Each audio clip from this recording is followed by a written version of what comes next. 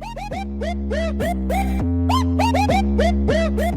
bem com vocês? Então, hoje nós estamos aqui para mais uma aula, agora sobre lançamento oblíquo. Pessoal, nós terminamos a parte de movimento vertical e agora nós vamos para a parte de movimento oblíquo. Qual é a diferença do movimento vertical para o movimento oblíquo? O movimento oblíquo ele é caracterizado por um lançamento de um projétil. Como assim, professor? Vocês lembram já viram em filmes a questão de catapultas, por exemplo? Você já viu quando um goleiro atira um tiro de meta, que a bola ela faz uma trajetória como se fosse uma parábola? Ou vocês já viram também a questão de um arremesso de basquete, onde a bola sai desta posição, faz um semicírculo no ar até chegar na cesta, certo? O lançamento de projétil ele é muito importante, galera, porque lá na história antiga nós tínhamos algumas armas de guerra. Mas, professor, a arma de guerra é importante? Não, pessoal, a ideia é que não tenha guerra, né? Que só tenha paz no mundo. Mas a parte física do lançamento de projétil ela é muito interessante. Por exemplo, quando nós tínhamos aqui as catapultas, galera, percebam aqui, ó, nós tínhamos a catapulta, ó. A catapulta ela fazia o quê? Ela lançava um objeto que estava nesta parte aqui que eu estou mostrando aqui para vocês na tela. Ela lançava como uma parábola, certo? Aí, professor, mas qual que era a ideia? Imagina que você tinha um obstáculo neste ponto aqui e você queria atingir este ponto aqui. O que acontece? Este objeto ele sai daqui e faz esse movimento aqui. Essa que é a ideia do lançamento de projétil, tá bom, pessoal? Beleza? Então nós temos lá na história antiga as armas de guerra que são as catapultas. Tranquilo? Galera, o lançamento de projétil ele é um movimento realizado por um objeto que é lançado na diagonal. Como assim? Nós temos dois tipos de lançamento até agora. Qual eram os lançamentos que nós tínhamos? Nós tínhamos, por exemplo, o movimento na horizontal, nós tínhamos o movimento na vertical. O que seria o movimento na diagonal? Seria exatamente isso aqui, ó, pessoal. Este tipo de movimento. Perceba que uma componente dele está na vertical e uma componente dele está na horizontal, tá bom? Esse tipo de movimento, ele vai fazer o quê? O objeto vai, até atingir esse ponto aqui. Ele vai fazer um movimento parabólico. Então, essa que é a ideia de parábola, tá bom? Essa que é a ideia do movimento parabólico, o movimento da vertical. Pessoal, outra coisa importante desse movimento é o seguinte, ele é lançado com um certo ângulo. Vamos pensar comigo aqui, ó. E se ele lançar nessa direção, ele é um movimento vertical. Se ele lançar nessa direção, é um movimento horizontal. Então, ele é um ângulo lançado entre 0 e 90 graus. Perceberam aqui? Um ângulo lançado entre 0 e 90 graus. Tranquilo? Aí, pessoal, vamos pensar comigo o seguinte. Vamos pensar o seguinte. Professor, mas beleza. Vamos pensar nesse movimento de uma maneira mais física. Nós já entendemos a trajetória, a arquitetura do movimento em si. Nossa, que palavra chique, arquitetura. Sim. O que seria isso? Galera, nós vamos decompor o movimento do projétil em duas dimensões. Como que o movimento vai ser decomposto em duas dimensões? Galera, quando nós lançamos um projétil, o seu movimento poderá ser composto em dois movimentos, sendo um na horizontal e um na vertical. Então, você nunca vai analisar fisicamente o lançamento de projétil com ele na diagonal. Como assim, professor? Você nunca vai, galera, olha aqui, ó, olhem aqui para o quadrinho aqui, ó. Você nunca vai olhar ele nessa trajetória parabólica aqui, ó. Você sempre vai filmar o movimento. Você vai filmar? Não, perdão. Você vai analisar o movimento com um movimento na horizontal e um movimento na vertical. Você analisa ele através da trajetória em X e através da. Você analisa ele através da trajetória em X e através da trajetória em Y. Tá bom? Então, essa aqui é a trajetória em Y e essa aqui é a trajetória em X. No movimento de projétil, galera, nós não analisamos um corpo com um movimento na diagonal. Na verdade, professor, como que pode um corpo ter dois movimentos? Galera, a gente vai ver uma coisa chamada princípio de Galileu. O que foi o princípio de Galileu? Galileu falava que o movimento de projétil ele é um movimento composto no eixo no eixo X por um movimento retilíneo uniforme. O que seria um movimento retilíneo uniforme, pessoal? O movimento retilíneo uniforme é o qual não tem a aceleração. E o movimento em Y, que é o movimento uniformemente variado. Por quê? No eixo Y nós temos a aceleração da gravidade. Tudo bem? Então, vamos pensar comigo o seguinte. Se eu tenho um movimento decomposto em duas direções, eu vou analisar essas direções de maneira separadas. Mas, professor, por que o movimento em X e em Y é diferente? Galera, não é que um corpo ele vai ter dois movimentos. É que é o seguinte, eu vou olhar somente para o eixo X e depois eu vou analisar somente o eixo Y. Se eu fosse enxergar esse movimento, o que estaria acontecendo? No eixo Y eu vou ver a bolinha subir e descer. No eixo X eu vou ver ela saindo de um lado e chegando até o outro lado. Mas, pessoal, na vida real, na situação ideal, nós vemos o que? Esse movimento parabólico. Só que na física você vai separar entre o movimento em X e o movimento em Y. Por isso que eu falo que eu decomponho em dois movimentos. Eu vou olhar primeiro, o corpo está subindo e descendo, e depois ele saindo de um ponto e indo até o outro. Mas que na verdade ele teve um movimento parabólico, só que fisicamente eu analiso somente a componente Y e somente a componente X. Tudo bem por vocês? Até aqui de boa? Então vamos recapitular. Movimento, lançamento de projétil, movimento oblíquo. Movimento que tem trajetória parabólica. Beleza, esse movimento ele é composto na direção Y por um movimento com aceleração e o movimento na direção X, que é o movimento sem aceleração. Imagine que eu tenho esse ursinho aqui, ó. Olha que bonitinho ele. Eu vou lançar ele. Ó, ele fez isso aqui. Caiu aqui. Daí você vai falar assim, professor, esse corpo, ele teve um movimento de projétil? Sim, ele teve um movimento de projétil.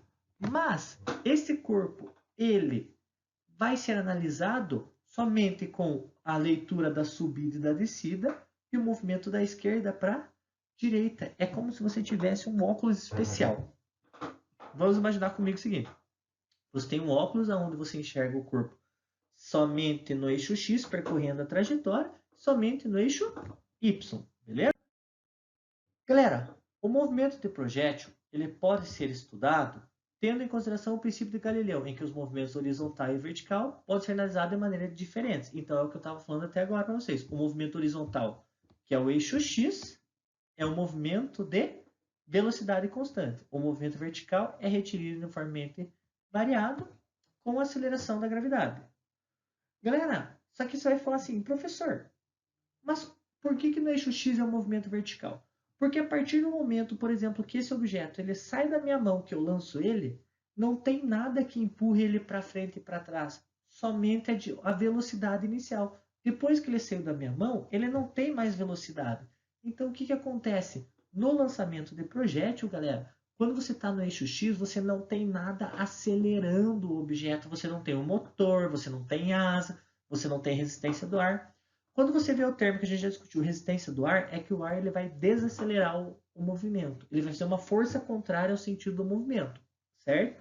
Então no eixo X não tem nada disso. Mas professor, por que o objeto não sobe e vai até o final da nossa atmosfera? Galera, porque a hora que ele tentar subir, ele vai ter a aceleração da gravidade puxando ele para baixo. Então é por isso que eu falo que no eixo X é um movimento, um movimento uniforme e no eixo Y é um movimento acelerado, tá bom?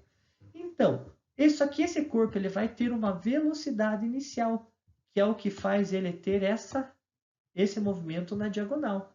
Só que essa velocidade inicial é quem? A velocidade inicial, galera, ela é composta da velocidade em x, a nossa velocidade em x, e da velocidade em y.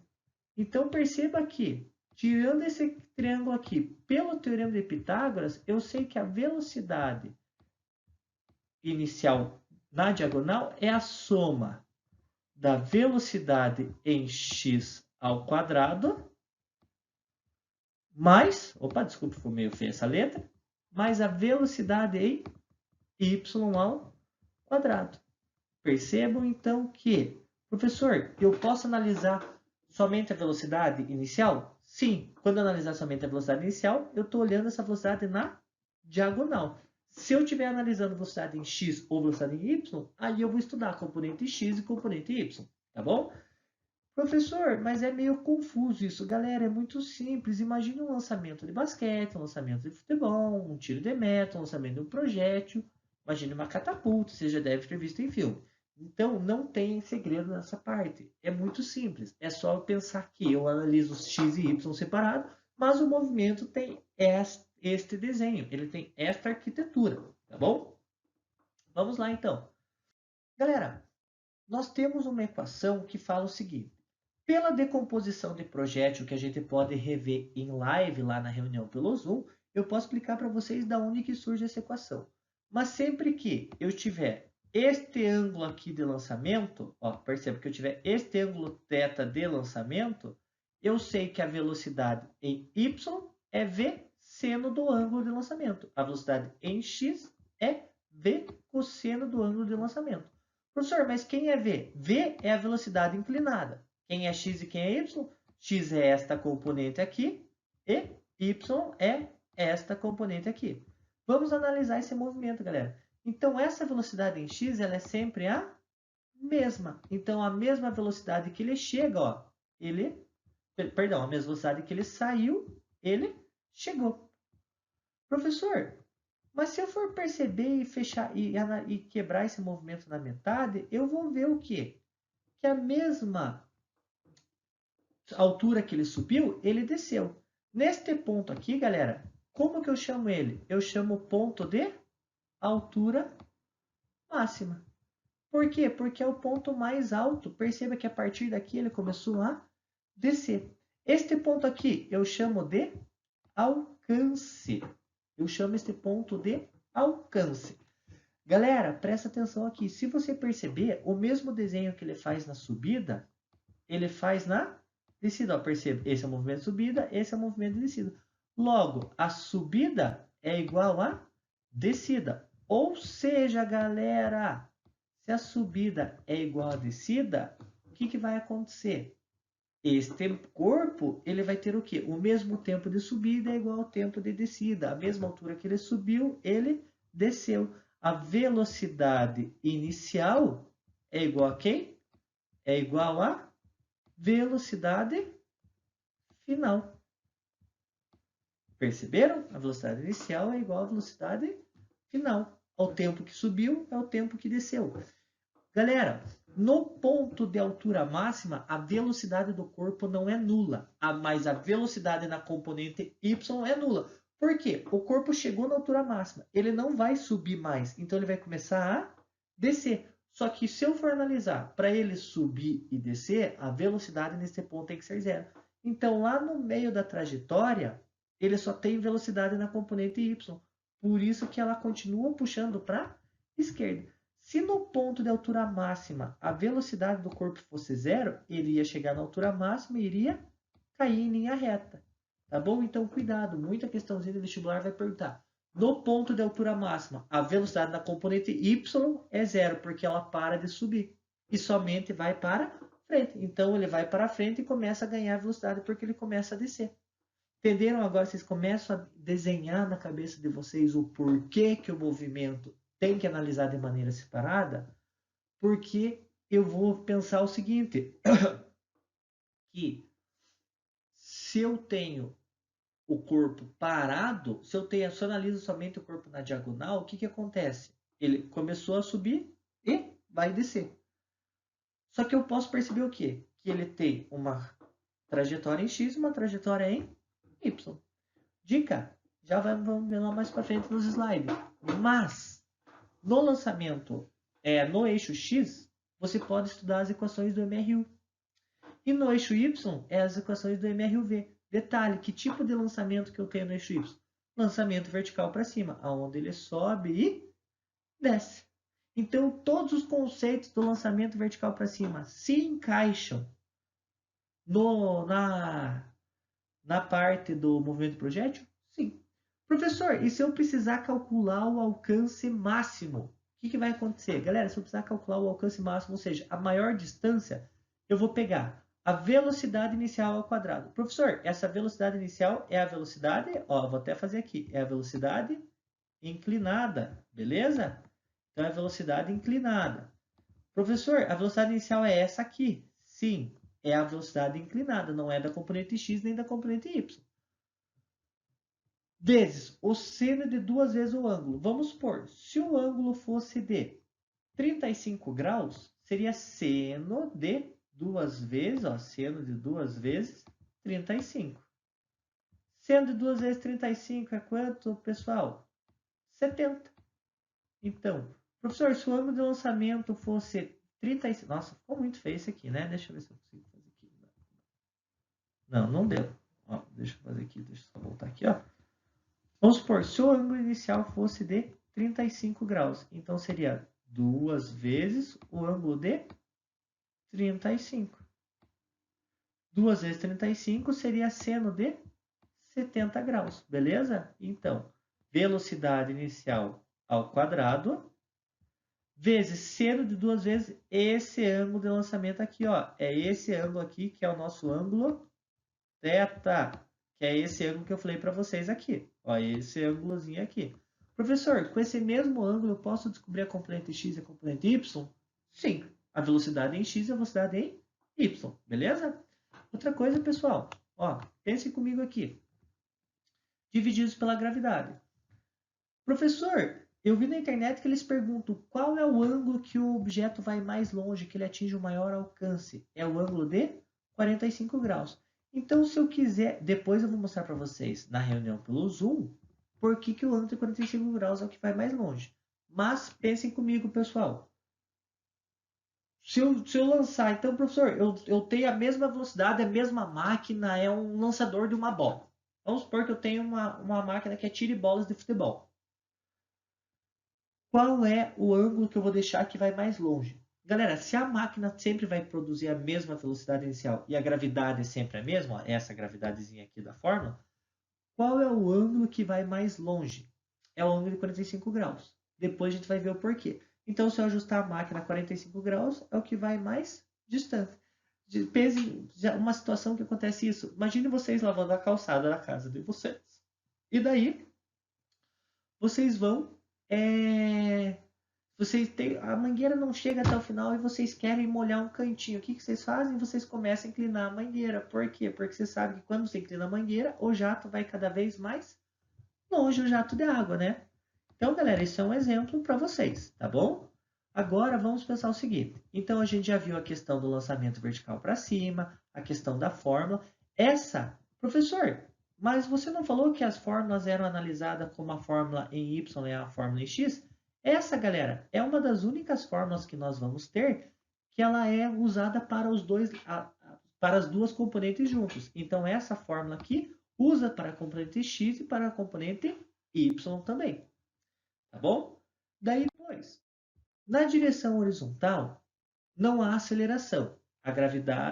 Porque a gravidade não puxa projéteis para o lado. Tipo, vamos supor, a gravidade está agindo aonde aqui nesse macaquinho? Ela está agindo para baixo. Ela não age para a esquerda, nem para a direita, nem para frente, nem para trás. Mas, galera, isso aqui agora vai ser um assunto de uma outra aula. Por quê? Porque eu vou explicar as equações em x e as equações em y. A única equação que nós vamos ver agora é aquela equação do slide passado do lançamento diagonal, que é a fórmula do alcance. Na próxima aula, depois que eu explicar melhor isso para vocês por Zoom, eu vou explicar as equações do x, as equações do eixo y, e daí nós vamos fazer exercício, entendeu? Então, recapitulando, no lançamento diagonal, nós podemos olhar de maneira separada para y ou para x, ou para as duas componentes, beleza? Respeitando o princípio de Galileu. Aí vocês vão perguntar assim, professor, qual é a direção que vai mais distante? qual é o ângulo que vai mais distante? A 45 graus, tá? Uma tarefinha para a próxima aula para vocês. Pesquise o que são ângulos complementares. Por quê? Porque vai utilizar na questão de ângulo. Galera, professor, por que a equação lá da velocidade na diagonal parecia a fórmula de Pitágoras? Porque quando eu tenho um vetor na diagonal, ele se decompõe na componente x e na componente y. Nós já vimos na decomposição vetorial o porquê que, por exemplo, a velocidade em x é v, velocidade inicial, que é o vetor principal na diagonal, vezes o cosseno do ângulo de lançamento. E a velocidade em y é quem? V, que é a velocidade inicial, que é o vetor principal na diagonal, vezes o seno do ângulo de lançamento. Vocês vão ter que recapitular a parte de linguagem vetorial, de cálculo vetorial que nós já vimos no começo do ano, tá bom? Então, galera, fica a dica para vocês. Na próxima aula, nós vamos ver mais exercícios. Nós vamos ver as equações do movimento nas componentes x e y. Mas primeiro vamos o quê? Entender conceito de vetor, conceito de ângulos complementares, decomposição vetorial e o princípio de Galileu, que é olhar para o eixo x e para o eixo y de maneira separadas, tá bom? Um abraço, pessoal, até mais.